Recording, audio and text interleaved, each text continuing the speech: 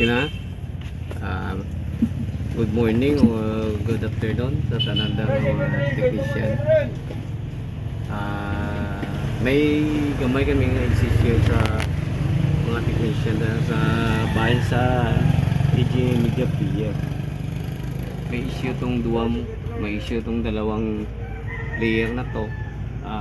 Tatanggap natin. So sa lahat na nagba-vlog dyan,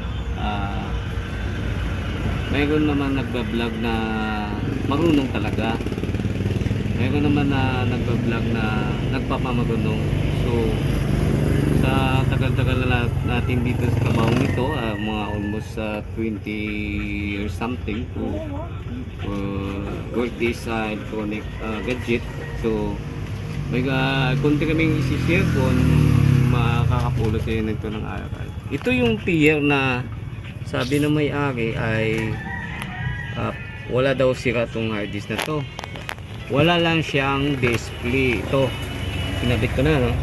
Papower natin. Yan, umawer na.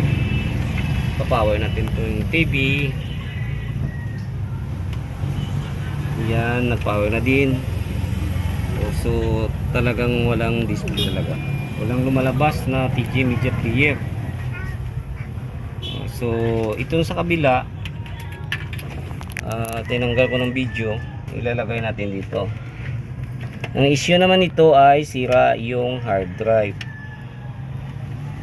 Yan, i-play natin.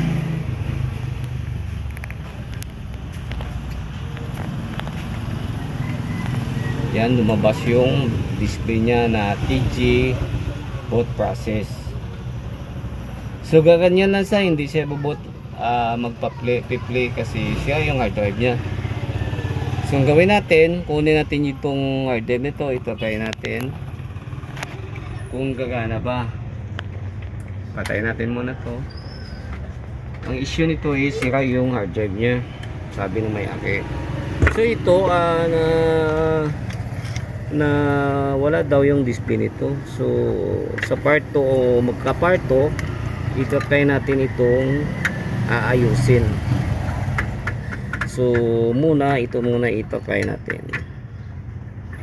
Yan, kunin natin. Yan, ito yun pa.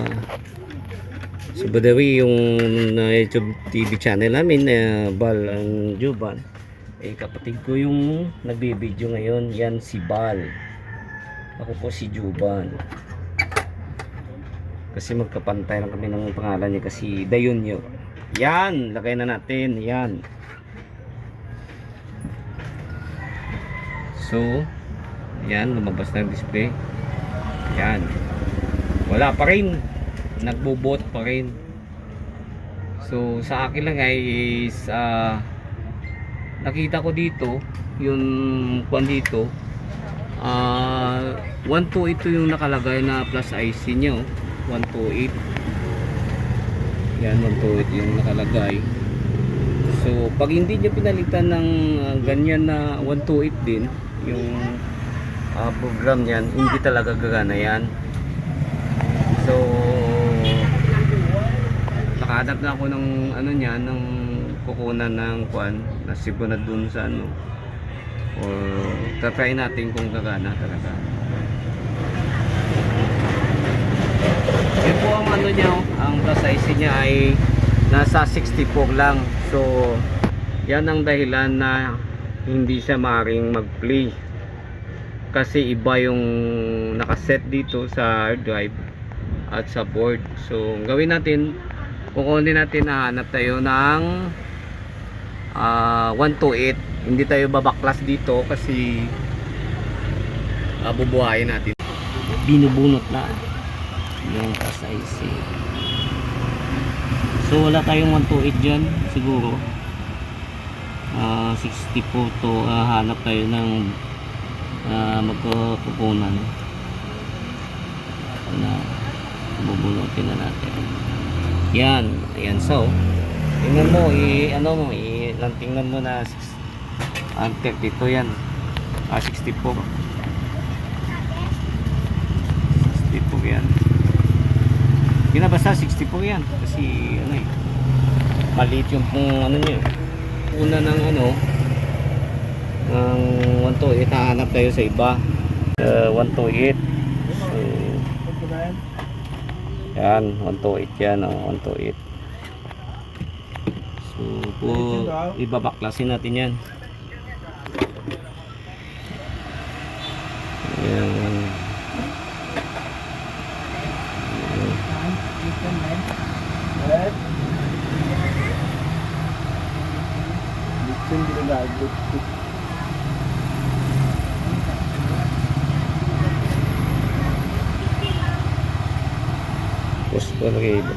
Ito yung i-plus natin dito sa ano. Yan na IC dito. Plaster. Yun ang plaster natin. Kinuha natin pala ito sa ano. Sa sira na mainboard ng CPU. Na hindi masyado mahal na pang plus. Itong CH341E na program. So i-detect natin yan 128. So ang gawin natin para ma-plus natin, i-erase natin. Pag ayaw yan mag-blank, salabing sira yan. Na-erase na. I-blank natin para swabing swabe.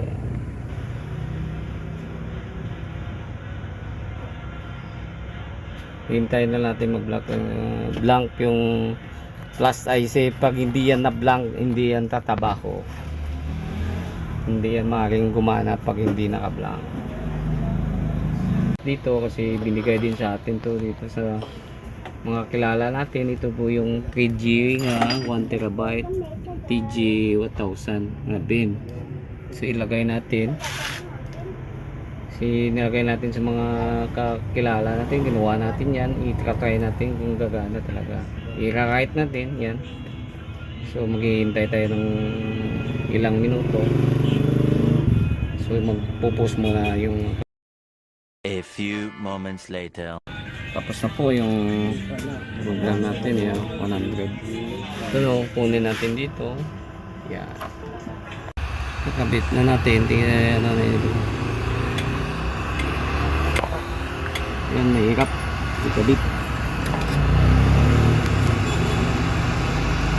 Yung plus IC na ito ay kinuha na namin ito sa sirang CPU. Itatry natin kung gagana talaga. Mahirap pag nagkabit ko ng ano dito eh.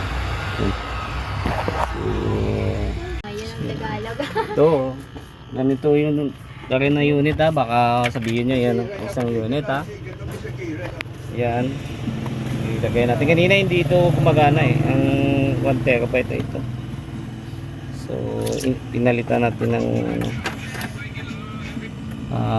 software. Yan. Yan.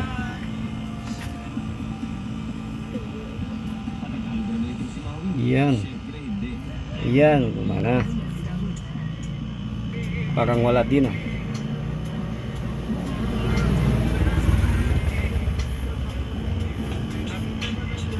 Wala pa rin. Yan. Yan na po. Gumagana na po. Yan. Yan po. Ito lang po ang pinaka-importante po. May stand to. May pag nagpalit kayo ng hard drive, pinakailangan pang 1 terabyte din yung plus na file gagamitin nyo. Pag hindi ito napalitan, hindi yan gagana. Yung update ng ano, tagal na itong nag-standby. 2018 pa lang last year na update. So, kasi sira itong ano niya, yung dati niyang hard drive. So, yung sabi ng may-ari ay papaganahin lang kahit na isa nito. So, ito na. Nagbubot na. Try mo, tingnan natin. Yan.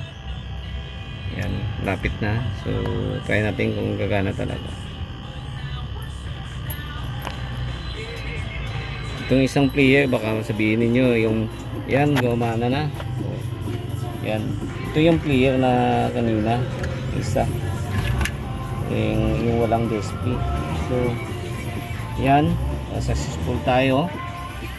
Magta-try tayo ng isang music kung talagang hindi kukulap or something na may mali.